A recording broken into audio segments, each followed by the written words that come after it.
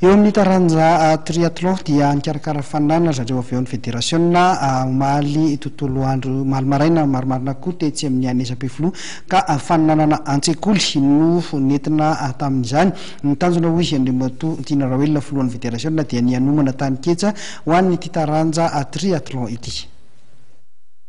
Ny aquathlon scolaire moa zany dia tokany indrindra ho an'ny ankizy moa zany araka ny hitanareo toa manomboka enitaona moa ka hatramin'ny 7 taona moa zany kategoria anakivalo moa zany nandray anjara androany. Ny aquathlon moa zany dia lomano arahany azakazaka tongotra ka atao hoe tany ketsa zany ho an'ny triathlon moa zany ho an'ny mpijery zay tsy mahafantatra dia ny firindrana ny lomano azakazaka bisiketa sy azakazaka tongotra moa zany ka io aquathlon zay nitanteran'androany io dia andimy voalohany teto Madagasikara zay nahitantsika fifaninana avy amin'ny sekoly 7 avy any Tsirabe sy avy aty Antananarivo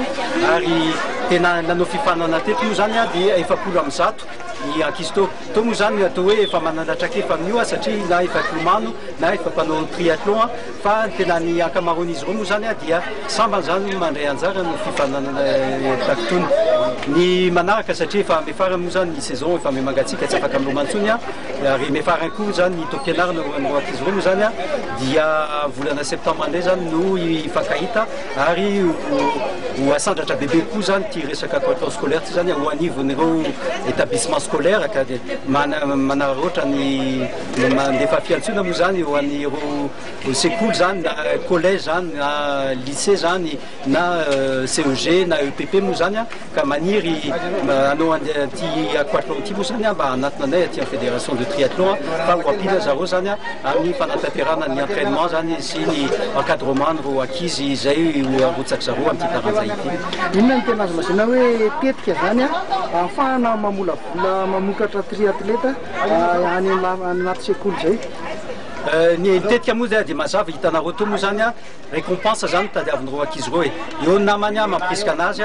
dia nomena souvenir daholo zany zay nandray anjara teo ankoatran'ny coupe sy médaille sy ny t-shirt tokony ny certificat tokony autocollant tokony rono zay nomeny sponsor anay Socolé zany tamin'ity indray nitoraka ty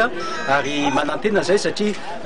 ty moa zany final satria fa nisy fanitsanana tany Tsirabe sy teto Antananarivo moa zany efa nisy fanitsanana ka anisan'ny kalaza moa zany nandray anjara tamin'ity fa raha ohatra ka afaka nandray anjara daholo androany dia telonjato mahery ny fifaninana teto amin'ity dofolomaniosan'ny Académie nationale des sports androany raha ohatra ka afaka nandray anjara daholo ny ankizy naniry an'izay.